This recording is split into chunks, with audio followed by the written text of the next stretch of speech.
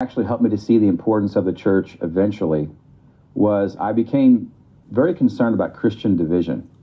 You know, as I read and studied and thought about the high priestly prayer of Jesus in John 17, it seemed to me that Jesus really expected and desired his followers to be visibly united in one body. I mean, the body, that metaphor, right?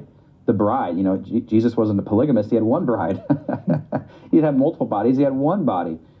And then, you know, studying history and philosophy, I saw that the Reformation, Christianity really splintered after the Reformation. And I thought, if we really practice this version of Christianity, how can we have any hope of satisfying the desire of Jesus that his followers be visibly united? Isn't this a scandal to the world? And I thought Protestantism is actually undermining Christian unity. And I thought it's helping to secularize the West because the scandal of division. And then all the religious conflict between Catholics and Protestants in the post-Reformation era, that I saw that led eventually to the privatization of religion. How do we get rid of this conflict? Let's kick religion out of the public square and privatize it.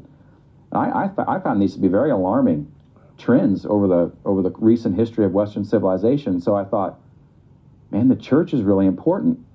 And another thing that helped me see the importance of the church was, you know, I thought, okay, God prepared the Israelites for the Messiah over the course of 2,000 years or so.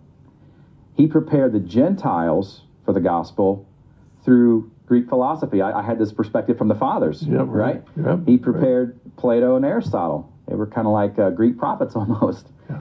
And I thought, what sense does it make to think that God would go through the trouble to prepare the Israelites and the Gentiles for hundreds, even thousands of years for the gospel, only to put in place no mechanism for securing the new divine revelation that came in the first century, just to let it all dissipate so quickly?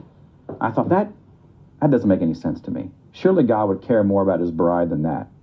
And so I began to see that the church is actually, it really matters. What was